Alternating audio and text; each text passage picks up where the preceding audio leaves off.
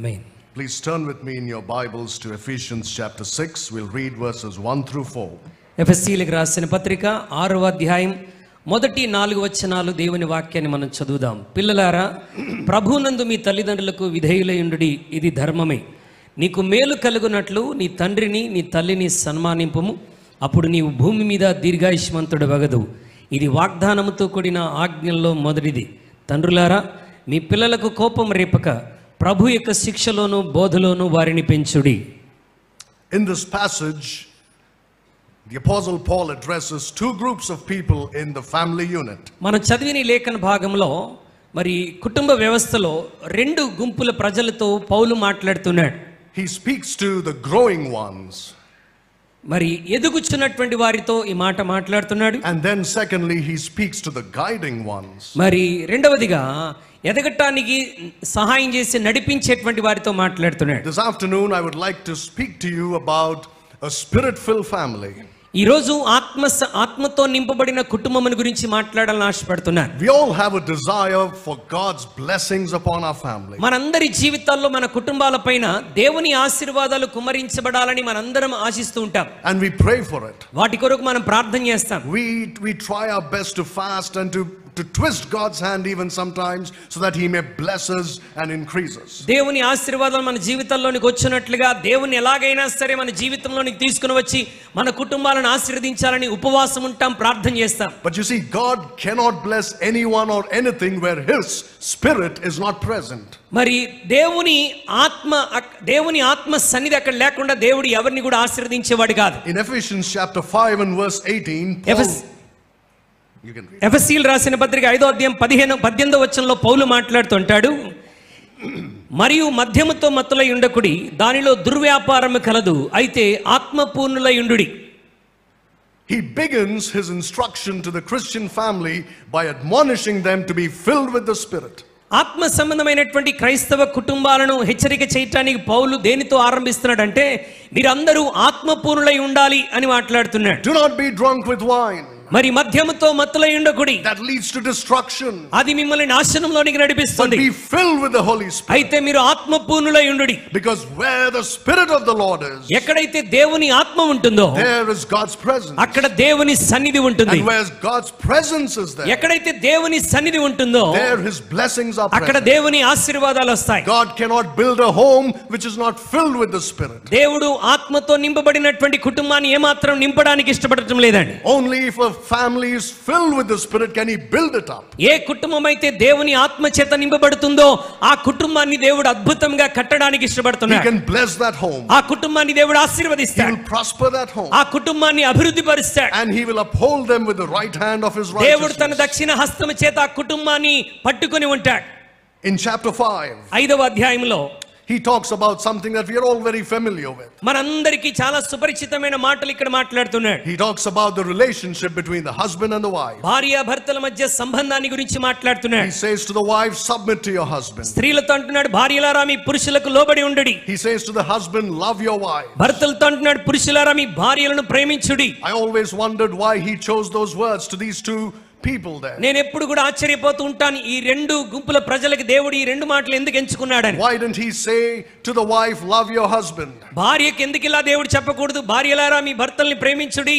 It's because it comes naturally to the wife to love her husband. ఎందుకనగా స్వభావ సిద్ధంగా స్త్రీలు తమ భర్తల్ని ప్రేమించే మనస్సుని కలిగి ఉంటారు. So the commandment is given to the husband, make sure you love your wife. అందుకే దేవుడు పురుషునితో ఖచ్చితంగా చెప్తున్నాడు, నీవు నీ భార్యను ప్రేమించబద్దుడవై ఉన్నావు. But you see, unless you're filled with the Spirit of God, దేవుని ఆత్మ చేత నీవు నింపబడనంత వరకు you cannot submit to your husband, you cannot love your wife నీవు నీ భర్తకు లోబడి ఉండలేవు, పురుషులు వారి భార్యల్ని ప్రేమించలేరు. in a way that God requires to do so. దేవుడు మరి చేయమని చెప్తున్నటువంటి ఈ కార్యము, But in this passage that we have just read, మనం చదివినటువంటి లేఖన భాగంలో he begins by addressing the children. ఆయన పిల్లలను ఉద్దేశించి పౌలు ఇక్కడ మాట్లాడుతున్నాడు. Up to this point, ఇప్పటి వరకు కూడా he spoke about the husband and wife and the great illustration of Jesus Christ and the church. ఆయన భార్య భర్తల గురించి మాట్లాడుతూ సంఘానికి క్రీస్తుకి ఉన్నటువంటి సంబంధాన్ని కూడా వివరించాడు. And talking to the children now, he says two things specifically. ఇప్పుడు పిల్లలను ఉద్దేశించి మాట్లాడుతూ రెండు విషయాలు జ్ఞాపకం చేస్తున్నాడు. He talks about how they should be careful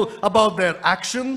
పిల్లలు వారి ప్రవర్తన విషయంలో, వారి క్రియల విషయంలో ఎలా ఉండాలో చెప్తున్నాడు. And then he talks about how they should be careful about their attitude. వారి యొక్క స్వభావం విషయంలో వారు ఏ విధంగా జాగ్రత్త కలిగి ఉండాలో చెప్తున్నాడు. Children, obey your parents in the Lord, for this is right. పిల్లలారా, ప్రభువునందు మీ తల్లిదండ్రులకు విధేయులై ఉండుడి. It means you submit to your parents. అనగా మీ తల్లిదండ్రులకు మీరు లోబడి జీవించాలని That అర్థం. means you give heed to their words. అనగా వారు చెప్పే ప్రతి మాటను మనం సమ్మతించి లోబడాలి. That means you follow their direction. వారు చెప్పేటువంటి మాటలను, డైరెక్షన్స్ ని మనం ఫాలో అవుతూ ఉండాలి. So when he says obey your parents, పౌలు ఇక్కడ విధేయత చూపమని చెప్తున్నాడంటే he talks about the actions of the children. పిల్లల యొక్క క్రియలను గురించి, వారి స్వభావాన్ని గురించి మాట్లాడుతున్నాడు. If children cannot show obedience in the home, పిల్లలు వారి కుటుంబంలో తల్లిదండ్రులకు విధేయత చూపకపోతే they will never have a foundation of obedience in their life. వారి జీవితాల్లో విధేయతకు పునాది ఎప్పుడు కూడా వారి జీవితంలో కలిగి ఉండలేరు. When they grow up, వారు ఎప్పుడైతే ఎదుగుతుంటారో they will show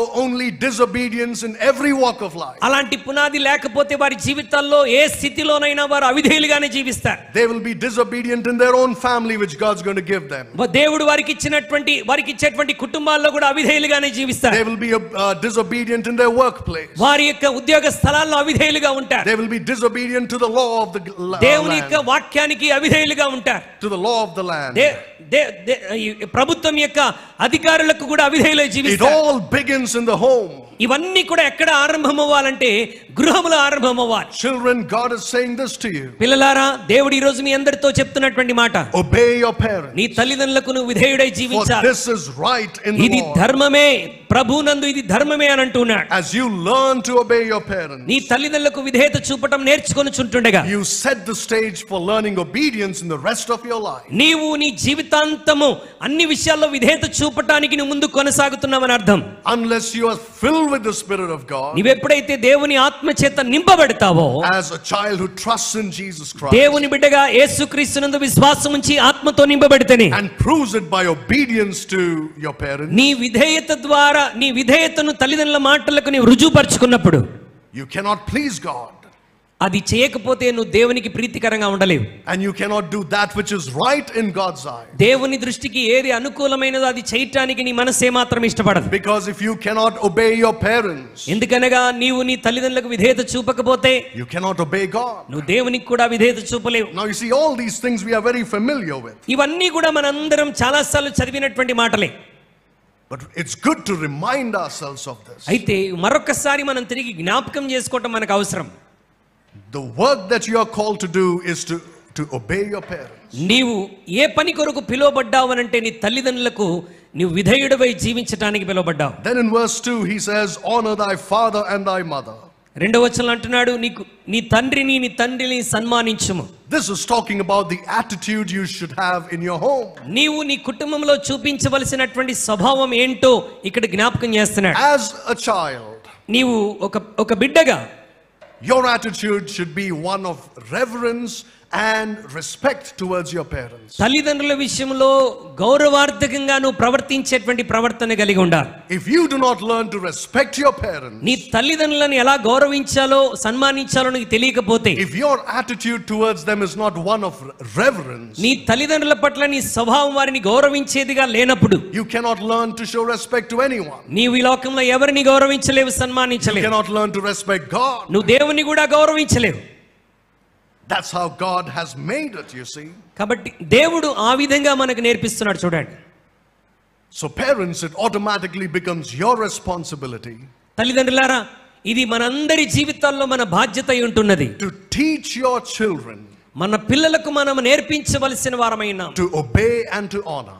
వారు విధేయత చూపునట్లుగా, గౌరవించినట్లుగా మనం వారికి నేర్పించాలి. We are living in a generation మనం ఏ విధమైన తరంలో ఉంటున్నామంటే, which does not know what it means to obey or to honor. తల్లిదండ్రులకు విధేయత చూపడం ఏంటో, వారిని గౌరవించడం ఏంటో తెలియనటువంటి తరములో మనం జీవిస్తున్నాం. And unfortunately this evil has entered the Christian home. మనకు తెలియకుండానే ఈ దుష్టత్వం అనేది క్రైస్తవ కుటుంబాల్లో ఎప్పుడో ప్రవేశించింది. You know why? ఎందుకో తెలుసా? Because most Christian homes, అనేక క్రైస్తవ కుటుంబాల్లో, most Christian families చాలా క్రైస్తవ కుటుంబాలలో are not filled with the Spirit of God. వారు దేవుని ఆత్మ చేత నింపబడటం లేదు గనుక They have a worldly spirit. వారు లోక సంబంధమైనటువంటి ఆత్మని కలిగి ఉన్నారు. They are influenced by the world. వారు లోకం చేత ప్రభావితం They చేయబడుతున్నారు. are influenced by the television. వారు టెలివిజన్ చేత, టీవీల చేత ప్రభావితం They అవుతున్నారు. are influenced by the internet. Internet ద్వారా ప్రభావితం చెందుతున్నారు. And they think this is how we should live in this modern world. లోకం చేత, వస్తువుల చేత ప్రభావితం చేయబడి ఈ ఆధునిక జీవితంలో మనం ఇలాగే జీవించాలని నేర్చుకుంటున్నారు. They think this is the modern mindset. ఇదియే సరైనటువంటి జీవిత విధానం అనుకుంటున్నారు. I'm not going to teach my child to respect anybody. మరి నా పిల్లల్ని నేను ఎవరిని గౌరవించాలి, సన్మానించాలని నేర్పించను. I'm going to give them the freedom to do what they want. వారు ఏమి చేయాలనుకుంటే అది చేయటానికి నేను స్వేచ్ఛనిచ్చేస్తాను. When you do that, నీవు అలా చేస్తే you are destroying your child's నీ life. పిల్లల భవిష్యత్తు నీవే నాశనం చేస్తున్నావు. How many times children show false respect? చూడండి, చాలా సందర్భాల్లో మరి చాలా మంది పిల్లలు ఇతరులను సన్మానించకుండా అగౌరవపరుస్తూ ఉంటారు. They might say, okay, daddy, I'll do that. పిల్లలు చెప్పవచ్చు, నానా నేను చేస్తాను అని. I'm sorry, daddy, I did this. అయ్యో నేను ఈ పని చేసినందుకు క్షమించండి అని అడగవచ్చు. But when the father or the mother are not listening, they murmur, they complain, and they become bitter against the parents. మరి తల్లిదండ్రులు మాట్లాడుతున్నప్పుడు పిల్లలు వారి మీద సనుగుతూ, చిరాకు పడుతూ, మరి రకరకాలుగా మాట్లాడుతూ ఉంటారు. That is not reverence. అది సన్మానించటం కాదండి. You reverence them not only in word but in your heart. వారిని మాటల చేత మాత్రమే కాదు, నీ హృదయంలో నీ క్రియల చేత కూడా నీ తల్లిదండ్రులకు సన్మానించాలి, గౌరవించాలి. And you must show it in works. నీ క్రియల్లో దాన్ని కనబర్చాలి. If you don't do that, నీవు అలా చేయకపోతే it means the Spirit of God is not working in your life. అనగా దేవుని ఆత్మ నీ జీవితంలో పని చేయటం లేదని అర్థం. Parents, if you're not teaching your children, తల్లిదండ్రులారా ఈ సంగతులు మీ పిల్లలకు మీరు బోధించకపోతే it means that you're not being led by the Spirit of God. అనగా మీరు కూడా దేవుని ఆత్మ చేత నడిపించబడటం లేదని అర్థం. The spirit of the world and the Spirit of God have nothing in common. లోక సంబంధమైన ఆత్మకు దేవుని ఆత్మకు పోలికేమీ లేదండి. You want to know the mind of the Spirit?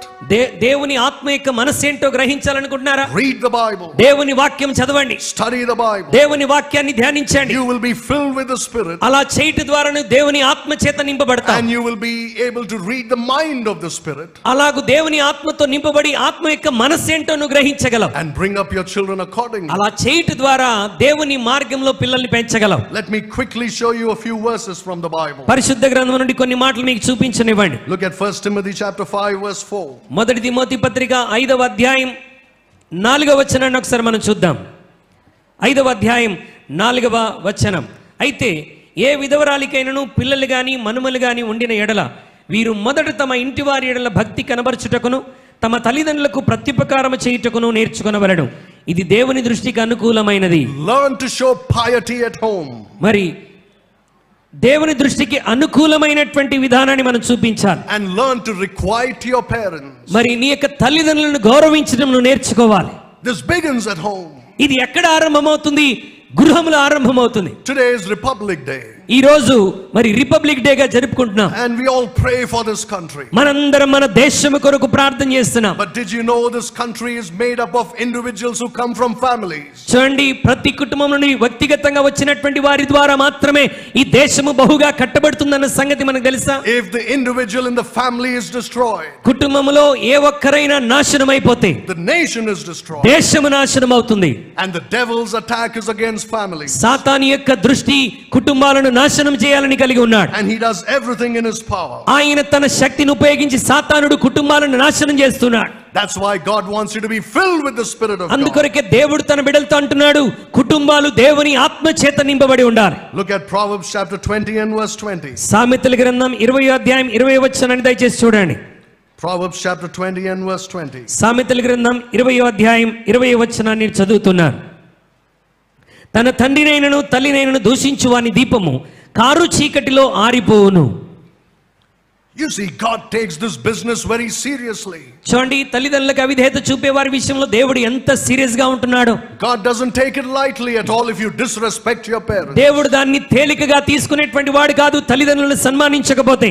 If you do not respect them, honor them and obey them, తల్లిదండ్రులకు విధేయత చూపి వారిని గౌరవించకుండా జీవిస్తే, and if you have any wrong attitude towards your parents, తల్లిదండ్రుల ఎడల తప్పుడు స్వభావం ఆలోచన నువ్వు కలిగి జీవిస్తున్నప్పుడు, you are in a great danger according to God's word. నువ్వు గొప్ప ప్రమాదంలో ఉన్నావని దేవుని వాక్యం ద్వారా అర్థం చేసుకోవాలి. Let me show you how severely God looks at disrespect and cursing of the parents. తల్లిదండ్రులను గౌరవించకపోవటాన్ని దేవుడు ఎంత భయంకరంగా చూస్తున్నాడో చూడండి. Look at Leviticus chapter 19. Leviticus chapter 19. లేవీకాండం 19వ అధ్యాయంలోనికి ఒకసారి రండి. And look at verse 3. 19వ అధ్యాయం 3వ వచనాన్ని దేవుని వాక్యాన్ని మనం చదువుదాం.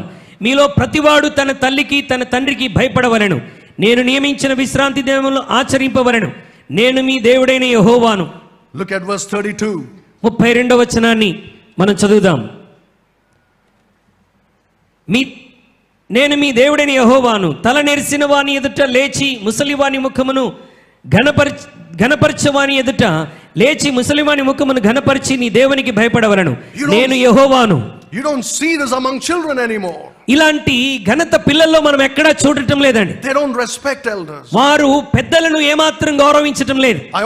I always remember one very important thing that my father taught me. నా తండ్రి గారు నాకు నేర్పించినటువంటి ఒక ప్రాముఖ్యమైనటువంటి విషయం. You know, I have elder brother and sisters. నాకు ఒక అన్నయ్య సహోదరులు ఉన్నారు. And when we were growing up, we would often fight, for something మేము or the other. చిన్నప్పుడు ఎదుగుతున్నప్పుడు మరి అందరిలాగా మేము కూడా గొడవలు పడుతుండేటువంటి వారం. And when my father would come back home in the evening, మా తండ్రి గారు ఇంటికి సాయంత్రం తిరిగి వచ్చిన తర్వాత my sisters or brother would go and complain to him and said, this fellow did this today. మా సిస్టర్స్ గాని అన్నయ్య గాని వెళ్ళి ఇదిగో వీడు ఇలా చేశాడని కంప్లైంట్ చేసేవారు. And they would say he said something bad to us. ఇతను మాకు చెడ్డ మాట పలికాడని చెప్పేటువంటి వారు. Or he disrespected us. లేదంటే మమ్మల్ని గౌరవించలేదని కంప్లైంట్ ఇచ్చేవారు. And then I would say, but they did this to me, that's why I did నేను that. తిరిగి వాదిస్తూ ఇదిగో వాళ్ళు నన్ను ఇలా చేశారు కాబట్టి నేను ఇలా అన్నానని చెప్పేవాడిని. And always my dad would say only one thing. మా తండ్రి ఎప్పుడు ఒక విషయాన్ని చెప్పేటువంటి వాడు. He said, it doesn't matter what they have done. వారు నీకేం చేశారో అది అనవసరం. You cannot disrespect elders. నీ పెద్దలను నీవు అగౌరవపరచకూడదు. And you see this children in this generation today. నేటి తరములో ఉన్నటువంటి పిల్లలను మనం చూసినట్లయితే They have no respect for anybody. వారు ఎవరి విషయంలో గౌరవాన్ని కలిగి జీవించరు. Why is that? ఎందుకు అలా జరుగుతుంది? It's the failure of the parents. ఇది తల్లిదండ్రుల యొక్క వైఫల్యమే. Why have they failed to do ఎందుకు so? తల్లిదండ్రులు ఇలా చేయటంలో విఫలమైపోయారు? They are not led by the Spirit of వారు God. దేవుని ఆత్మ చేత నడిపించబడటం లేదు In గనుక. the Old Testament, పాత నిబంధన గ్రంథంలో if any man would curse his father or mother, ఎవరైనా తండ్రిని గాని దూషిస్తే God said, take stones and beat them to death. వారిని రాళ్లతో కొట్టి చంపాలని Bible జలవిస్తున్నది. That's how severely God looks at అంత భయంకరంగా దేవుడు శిక్షించాలని ఈ విషయంలో చూస్తున్నాడు. So there is the obedience that is required. కనుక కుటుంబములలో విధేయత అనేది చాలా And ప్రాముఖ్యమైనటువంటిది. there is the respect and reverence that is required. ఒకరి ఎడల ఒకరు గౌరవం కలిగి ఉండడం చాలా This ప్రాముఖ్యమైనటువంటిది. is a very clear word. ఇది చాలా స్పష్టమైనటువంటి మాట. And it is given to you children. ఇది దేవుని బిడ్డలారా మీ కొరకు దేవుడు చెప్పేటువంటి మాట. But let me also say this. నేను మరొక విషయాన్ని చెప్పనివ్వండి. Children do not automatically grow up to become angels. పిల్లలు వారిగానే దేవదూతల్లాగా అకస్మాత్తుగా మారిపోరండి. No matter how cute and sweet they may be, వారు ఎంత అందముగా చక్కగా మాట్లాడుతున్నప్పటికీ they have the sin nature in them. వారిలో కూడా పాపపు స్వభావం అనేది ఉంటుంది. And they cannot do good unless the parents teach them to do so. తల్లిదండ్రులు నేర్పించినంత వరకు వారి లోకంలో మంచిని చేయలేరు. But you see, in this passage that we are considering in Ephesians chapter 6, ఎఫెసీయులకు రాసిన పత్రిక 6వ అధ్యాయంలో మనం నేర్చుకుంటున్నట్టుగా there is a conditional word given there. ఇక్కడ ఒక షరతుతో కూడిన మాటను దేవుడు చెప్తున్నాడు. He says, obey your parents in the Lord. మరి దేవునిలో మీ తల్లిదండ్రులకు విధేయులై ఉండుడి. Now, children must obey their parents. పిల్లలు ఖచ్చితంగా తల్లిదండ్రులకు విధేయత చూపాలి. You cannot come up with any excuse not to obey your parents. తల్లిదండ్రులు లోబడకుండా ఇక ఏ సాకులు చెప్పడానికి వీల్లేదు. It doesn't matter what it is. ఆ సాకు ఏదైనా సరే. Implicit obedience. మరి లోబడని తత్వం. Like a soldier obeys his superior. ఒక సైనికుడు తన యొక్క అధికారికి ఏ విధంగా అయితే లోబడతాడో, No questioning, no arguing.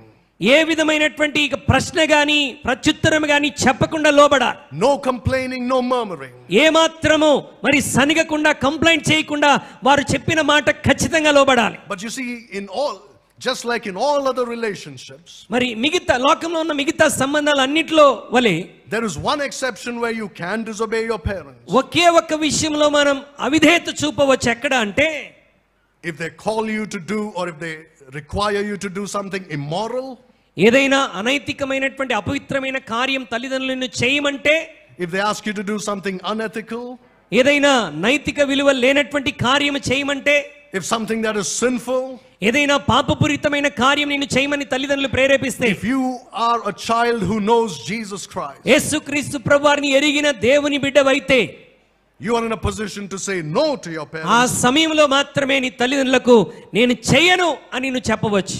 No parent has the authority to make their children to sin.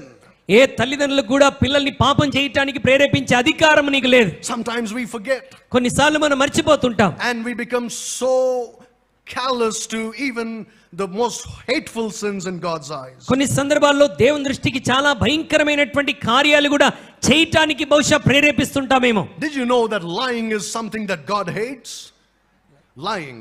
అబద్ధం అనేటువంటి దాన్ని దేవుడు ద్వేషిస్తున్నాడని మనకు తెలుసా? And how many times we so easily make our children to lie for us. చాలా సందర్భాల్లో మనకు తెలియకుండానే పిల్లలు అబద్ధాలు చెప్పడానికి మనమే కారకులుగా ఉంటూ ఉంటాం. Somebody calls us, ఎవరైనా మనకు ఫోన్ చేస్తే, and we say to the child, tell them I'm not there at home. పిల్లలకి ఫోన్ ఇచ్చి చెప్తాం, డాడీ ఇంట్లో లేడని చెప్పమని చెప్తాం. It's a sin in God's eye. దేవుని దృష్టిలో అది కూడా పాపమే. You're teaching your child to lie. నీ పిల్లలు అబద్ధం ఆడటానికి ఎవరు నేర్పిస్తున్నారు? నీవే నేర్పిస్తున్నావు. And then your child will learn to disrespect you. అలాగూ ఆరంభమవుతుంటుండగా నీ పిల్లలు నీకే అవిధేయులుగా మారిపోతారు. And they will sin and justify it, saying, my father, is the one who asked me to do వారు this. తప్పు చేసి పాపం చేసినప్పుడు మా నాన్నగారే దీన్ని నేర్పించాడు అని చెప్తారు. What a horrible thing to see this in Christian homes. చూడండి, క్రైస్తవ కుటుంబాల్లో ఇలాంటి విషయాలు చూడటం ఎంత భయంకరం. There is a clear word, but it is based on a condition. దేవుడు స్పష్టమైన మాట, షరతుతో కూడిన మాట ఇక్కడ చెప్తున్నాడు. And the condition is that you obey your parents in the Lord. ప్రభువునందు మీ తల్లిదండ్రులకు విధేయులై ఉండుడి.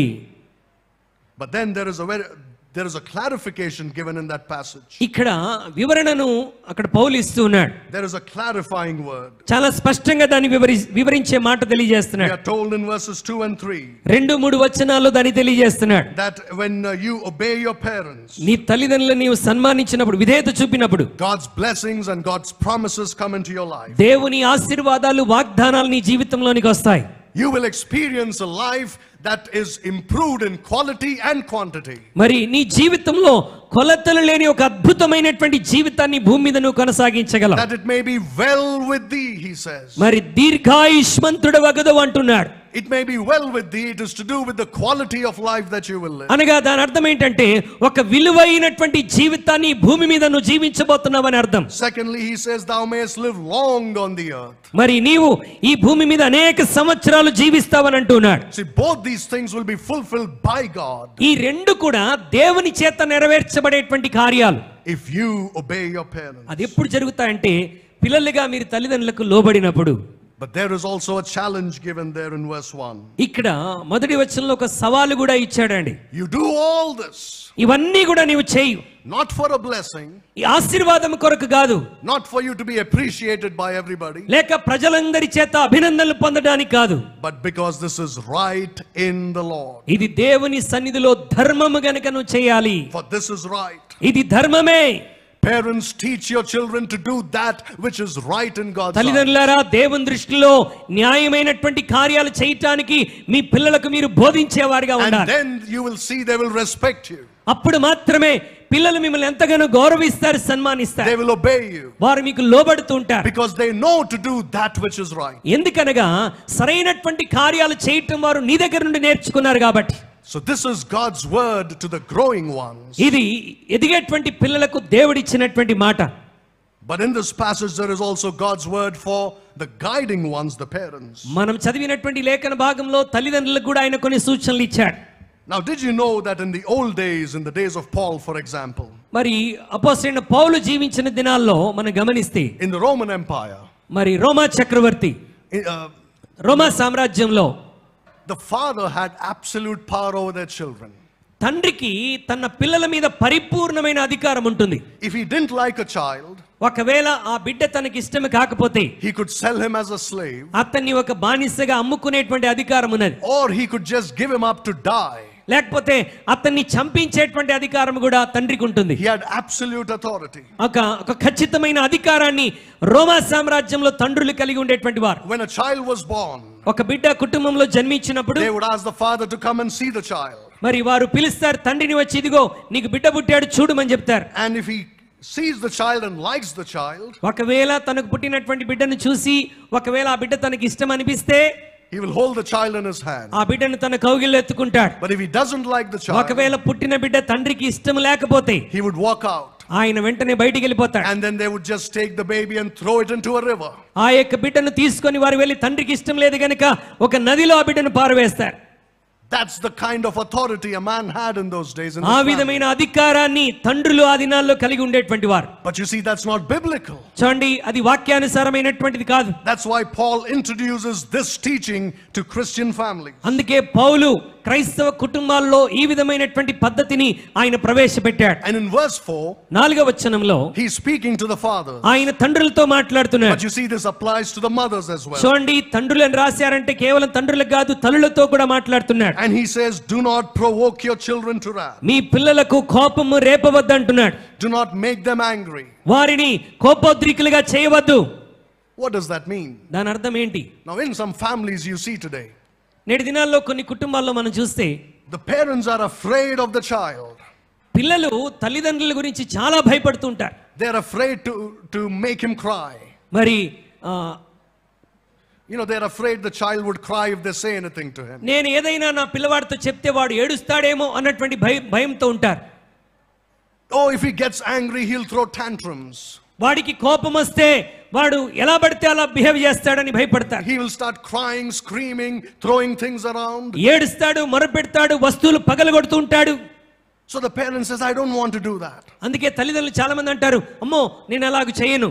So they just listen and give him what he wants. వాడు ఏడిచి దేని కొరకు మారాన్ చేస్తాడో అది వాడికి ఇచ్చేసి వాడు ఏడు పాపేస్తారు. And they think they are showing love to the child by doing that. పిల్లలు అడిగింది ఇవ్వటం ద్వారా తల్లిదండ్రులు ఏమనుకున్నారంటే మా పిల్లల మీద మేము ప్రేమ చూపిస్తున్నాం అనుకుంటున్నారు. Sometimes when the child does something wrong, కొన్నిసార్లు పిల్లలు ఏదైనా తప్పు చేసినప్పుడు the parent thinks I must support this child at all costs. మరి తల్లిదండ్రులు అనుకుంటారు నా బిడ్డని ఎట్టి పరిస్థితుల్లో నేను తప్పకుండా సపోర్ట్ చేయాలి అని అనుకుంటారు. It doesn't matter what wrong thing he has done. వాడు ఏ తప్పు చేసినా సరే నా పిల్లాడి పక్షంగా నేను నిలబడతాను. It's because I love him. ఎందుకంటే నా బిడ్డని నేను ఎంతో ప్రేమిస్తున్నాను. That's not love. అది ప్రేమ కాదండి. When you are filled with the Spirit of God, నీవెప్పుడైతే తల్లిదండ్రులుగా దేవుని ఆత్మ చేత నింపబడతావో you will not do that. నీవు అలాగూ చేయటానికి ఇష్టపడవు. But there is another extreme. మరి కొంతమంది మరి ఎక్స్ట్రీమ్ గా వెళ్తూ ఉంటారు. And they will provoke their children to wrath. వారి యొక్క పిల్లల్ని ఉగ్రతకు పాత్రులు చేస్తూ ఉంటారు. How do you do that? అది ఎలా చేస్తారంటే Let me quickly give you a few illustrations. కొన్ని ఉదాహరణలు నేను మీకు చెప్తున్నాను. When you are overprotective of your child, you can make them to be provoked to anger. మరి చాలా ఎక్కువ భద్రత చూపించినట్టుగా నీ పిల్లల దగ్గర నువ్వు ప్రవర్తిస్తూ ఉంటే వారిని కోపోద్రికులుగా చేస్తూ ఉంటావు. You don't want them to grow up as individuals. వారిని కొన్నిసార్లు తల్లిదండ్రులు ఎలా ఉంటారంటే వారిగా స్వతహాగా పెరగటానికి తల్లిదండ్రులు ఇష్టపడరు. They don't want them to make their own decisions in life. వారి జీవితాల్లో సొంత నిర్ణయాలు చేయటానికి తల్లిదండ్రులు ఇష్టపడరు. They think, oh, he's incapable of doing anything without me. వాడికి ఏమీ తెలియదండి, వాడికి ఏమీ అర్థం కాదు, అందుకే అన్ని నేనే చేయాలి.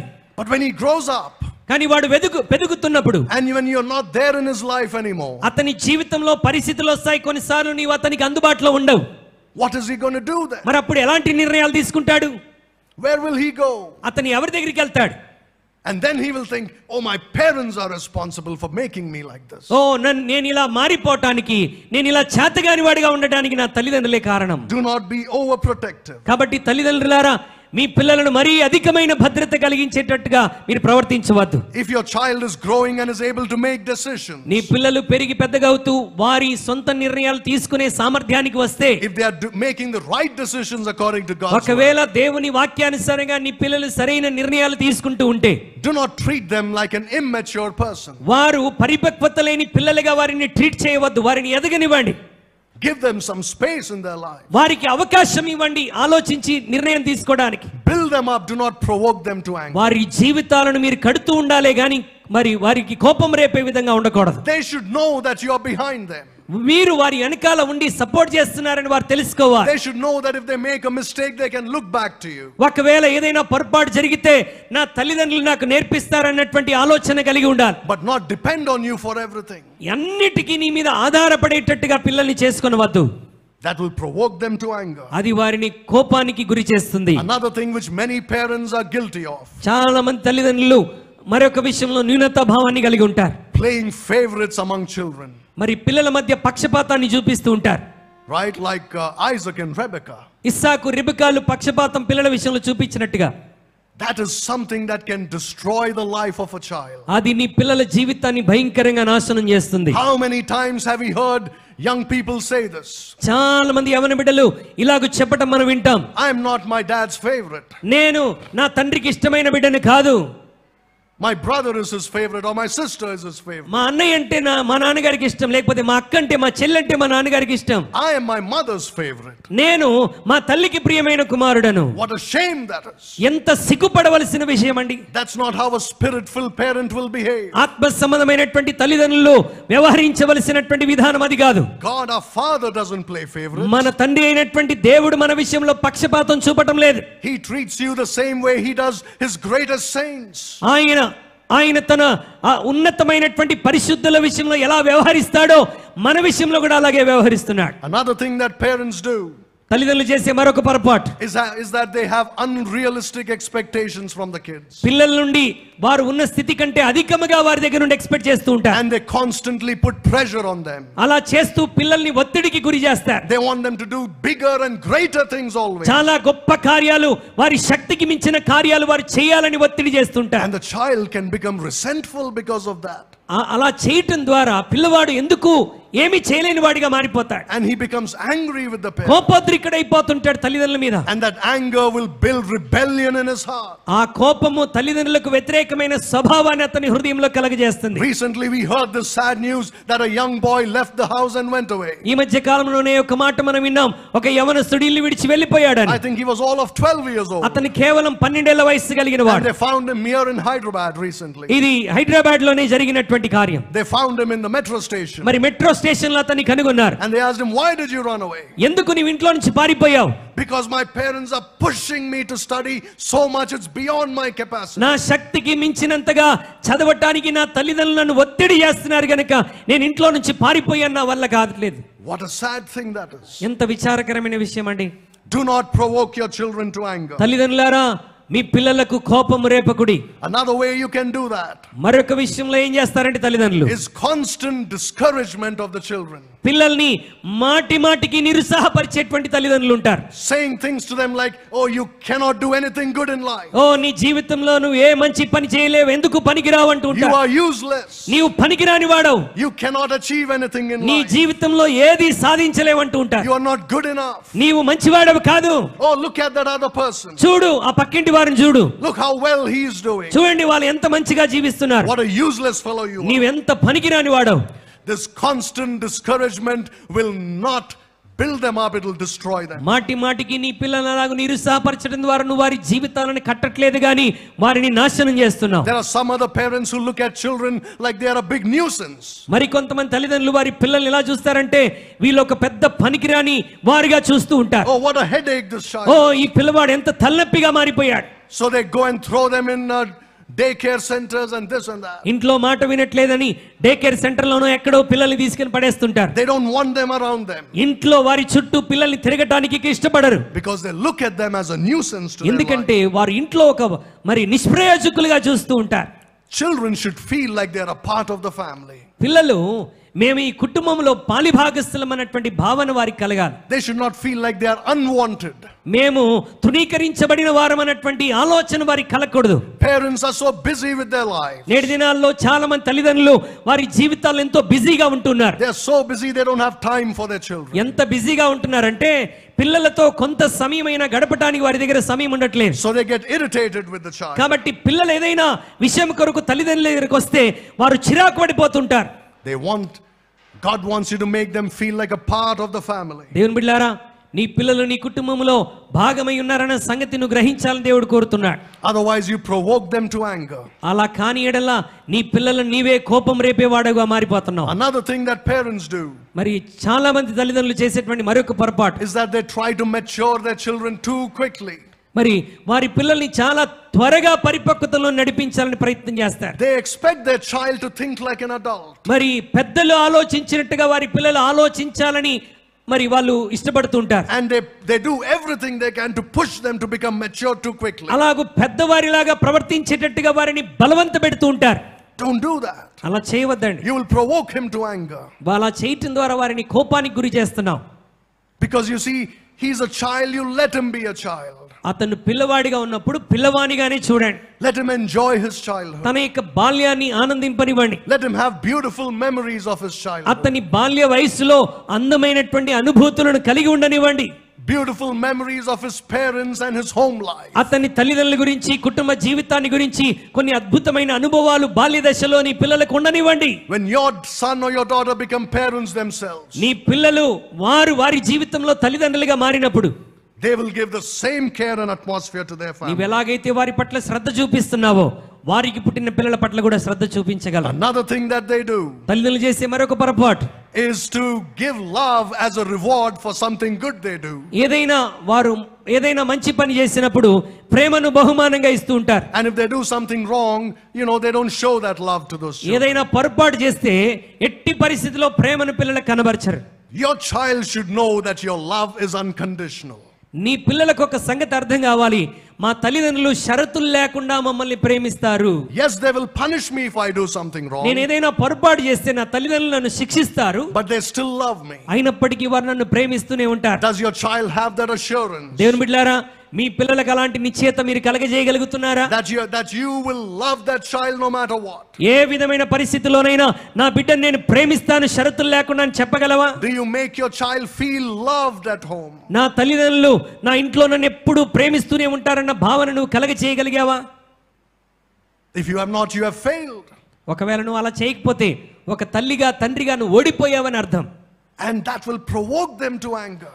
అది వారిని కోపానికి గురి చేస్తుంది. They'll think, oh, now I made this mistake, I have to put up with all this nonsense that my dad is going to give me. ఓ ఇదిగో నేను ఈ పొరపాటు చేశాను గనుక ఇక నా తండ్రి నన్ను ఖచ్చితంగా భయంకరంగా శిక్షిస్తాడు, ఇక ఏ మార్గం లేదని పిల్లలు అనుకుంటూ ఉంటారు. He will show all his hatred towards me. అతని యొక్క నా తండ్రి ఇక నన్ను ద్వేషించడం మొదలు పెడతాడని ఆలోచిస్తారు.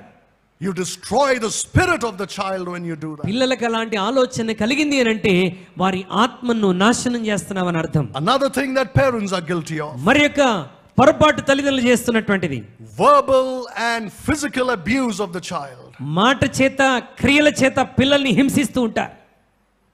Your words can build up a child or destroy his life. నీ నోటి మాటలు నీ పిల్లల జీవితాన్ని కట్టగలవు, నాశనం చేయగలవు. When you speak something to your child to scold them, నీ పిల్లల్ని ఏదైనా విషయంలో నువ్వు వారిని తిడుతూ ఉంటే be careful what words you use. ఏ మాటలు ఉపయోగిస్తున్నావో జాగ్రత్తగా ఉండాలి. You must discipline them with your words. నీ పిల్లల్ని నీ మాటల చేత తప్పకుండా క్రమశిక్షణలో పెట్టాలి. But do not abuse them with your words. కానీ నీ మాటల చేత నీ భయంకరమైన మాటలు వారి జీవితంలో ఉపయోగించకూడదు. That is mental abuse. అది మానసికంగా వారిని నువ్వు కృంగదీస్తున్నావు. And it will destroy them psychologically. అది వారిని మరి మానసికంగా కృంగదీస్తుంది, పాడు చేస్తుంది. But you see some parents abusing their children physically. కొంతమంది తల్లిదండ్రులు శారీరకంగా వారిని కృంగదీస్తూ ఉంటారు. You know what they do? ఏం చేస్తారు తెలుసా? When the child has done something wrong, పిల్లలు ఏదైనా పొరపాటు చేస్తే they get angry. వారి కోపం వస్తుంది. And they beat them. పిల్లల్ని కొడతారు. Is it right or wrong to beat children? పిల్లల్ని కొట్టడం మంచిదేనా కాదా? Yes or no? కొట్టొచ్చా కొట్టకూడదా? According to the Bible, if you don't beat your children, you don't love them. మరి బైబిల్ ప్రకారంగా నీ పిల్లలను శిక్షించే బెత్తం వాడకపోతే నువ్వు తప్పు చేస్తున్నట్టే. You're destroying the child's life. అనగా పిల్లల జీవితాన్ని నువ్వే పాడు చేస్తున్నావని అర్థం. But you see, there is a problem here. అయితే ఇక్కడ ఒక సమస్య ఉంది. You do not beat your children to satisfy your anger. నీ కోపమంతా సంతృప్తి చెందించుకోవడానికి నీ పిల్లల్ని కొట్టకూడదు. That's not how a parent disciplines a child. నీ కోపమంతా వారి మీద చూపించి కొట్టి వారిని క్రమశిక్షణలో పెట్టకూడదు. That's why you should never beat your child when you're angry. అందుకొరకే నీవు కోపంతో నిండుకొని ఉన్నప్పుడు నీ పిల్లల్ని ఎప్పుడు కొట్టకూడదు. Wait till your anger subsides. నీ కోపం దిగిపోయేంత వరకు నువ్వు వేచి ఉండాలి. And then you tell them, I'm going to discipline you now. ఆ తర్వాత నువ్వు పిల్లలతో చెప్పాలి, ఇదిగో నీవు చేసిన తప్పుకి నేను నిన్ను శిక్షించబోతున్నాను. Because you did this. ఈ తప్పు చేసావు కాబట్టి. And you beat them. అప్పుడు నువ్వు వారిని కొట్టు. You know what you're doing then? అలా చేయటం ద్వారా ఏం చేస్తున్నావు తెలుసా? You're beating out of love, not out of anger. నీవు కోపంతో నీ పిల్లల్ని కొట్టట్లేదు, నీవు ప్రేమతో వారిని క్రమశిక్షణ చేయటానికి కొడుతున్నావు. Just like our heavenly Father does with you and మన me. పరలోకపు తండ్రి మన విషయంలో చేసినట్టుగా. He doesn't chastise us in anger. ఆయన కోపోద్రికుడై మనల్ని శిక్షించటం లేదు. He chastises us in love. ఆయన ప్రేమ కలిగి మనకు గాయం కలగజేస్తున్నాడు. That's how you treat your child. నీ పిల్లల్ని కూడా నువ్వు అదే విధంగా మరి ట్రీట్ చేయాలి. But sometimes you see among Christians, చాలా మంది క్రైస్తవ కుటుంబాల్లో parents beating up their children in great తల్లిదండ్రులు వారి anger. పిల్లల్ని ఎంత భయంకరంగా కొడుతుంటారో. You are not helping the child, you're doing it for yourself, you're selfish. అలా కొట్టడం ద్వారా నీ పిల్లలకి సహాయం చేయట్లేదు కానీ నీ కోపాన్ని సంతృప్తి పరుచుకుంటున్నావు. That is the negative side. Do not provoke your child to anger. మరి నీ పిల్లలను కోపమునకు రేపకూడదు అన్నటువంటిది ఆ మాటను మనం చూసాం ఇప్పటివరకు. And then he says in verse 4, 4వ వచనంలో మరలా అక్కడ అంటున్నాడు, but bring them up in the nurture and admonition of the Lord. With this I will close. ప్రభు యొక్క శిక్షలోను బోధలోను వారిని పెంచుడి. ఈ మాట ధ్యానించి మనం ముగించుకుందాం. Christians, you are called to enrich your children. క్రైస్తవులారా, మన పిల్లల్ని మనం అభివృద్ధి చెందడానికి పిలువబడ్డాం. You must bring them up. వారిని అభివృద్ధిలోనికి నడిపించాలి. It's a conscious effort you put into your అది children. నిత్యము మన పిల్లల పట్ల మనం ఉంచవలసినటువంటి ప్రయాస. Show interest in their lives. వారిలో ప్రత్యేకమైన శ్రద్ధ వహించాలి. Guide them and lead them at every point. వారిని ప్రతి విషయంలో మనం నడిపించి మార్గదర్శకులుగా ఉండాలి. Advise them. వారికి సలహాలు ఇవ్వాలి. Bring them up, he says. వారిని ఎదిగింప చేయాలి. This is the idea of nourishing them. ఇది వారిని అభివృద్ధి చెందటానికి ఉపయోగించేటువంటి ఆలోచన. Just like you give food to nourish them, మరి వారు ఎదగటానికి ఎలాగైతే ఆహారం ఇస్తామో you nourish them in every way possible. వారిని అన్ని విషయాల్లో మనం పెంచేటువంటి వారముగా ఉండాలి. That means you have to give your time to your child. అనగా నీ పిల్లల కొరకు నువ్వు సమయాన్ని వెచ్చించాలి. But then he goes on to say, not only bring them up in the nurture, but also in the admonition of the Lord. మరి ప్రభు యొక్క శిక్షలోను బోధలోను వారిని పెంచాలంటున్నాడు. Admonition means to counsel, వారికి సరైనటువంటి ఆలోచన మనం చెప్పాలి. to encourage, వారిని ప్రోత్సహించాలి. to discipline. వారిని క్రమశిక్షణలో ఉంచాలి. We have to do all these things to bring them up in the Lord. తల్లిదండ్రులుగా పిల్లలు ప్రభువులో ఎదగటానికి మనం ఈ ప్రయాస తప్పకుండా చేయాలి. Parents, do you know that you must be your child's pastor and evangelist? తల్లిదండ్రులారా, మరి You must be your child's pastor. నీవే నీ పిల్లలకు ఒక సువార్థికుడిగా, సేవకుడిగా, కాపరిగా ఉండాలి. You are the pastor of your home, man. నీవే నీ కుటుంబానికి సంఘ కాపరివి. God is going to ask you one day for an account of what you have done with your నీ family. కుటుంబం విషయంలో దేవుడు నిన్ను లెక్క అడుగుతాడు. Especially the men. ప్రత్యేకముగా కుటుంబ యజమానులు పురుషులను అడుగుతాడు. He's going to ask you, what did you do with your family? నీవు నీ కుటుంబ విషయంలో ఏం చేశావని దేవుడు నిన్ను లెక్క అడుగుతాడు. Have you been the pastor you should be? మీరు మీ కుటుంబానికి కాపరులుగా ఉంటున్నారా? Did you feed them the word of God? దేవుని వాక్యం చేత పిల్లల్ని పెంచుతున్నారా? Do you know that it's your responsibility to see that your child gets saved? పిల్లలు రక్షణలోనికి రావటం అది సేవకుడి బాధ్యత కాదు, తండ్రిగా నీ బాధ్యత అయి ఉంటున్నది. How many times you see parents crying, because their children are not trusting the Lord. మరి పిల్లలు ప్రభునందు విశ్వాసం ఉంచట్లేదు, రక్షణలోనికి రాలేదు మా పిల్లలని ఎంతమంది తల్లిదండ్రులు ఏడుస్తూ ఉంటారు. They come to the church and give a prayer request. సంఘం దగ్గరికి వచ్చి కాపరికి విన్నపాలు ఇస్తుంటారు, అయ్యా మా పిల్లల రక్షణ కొరకు ప్రార్థించండి. And they don't get saved. వారికి రక్షణ రావటం లేదు. You know why? ఎందుకో తెలుసా? Because they have failed to do their work. ఎందుకనగా తల్లిదండ్రులు వారు చేయాల్సినటువంటి పని విషయంలో విఫలమైపోయారు. There are two things you must do.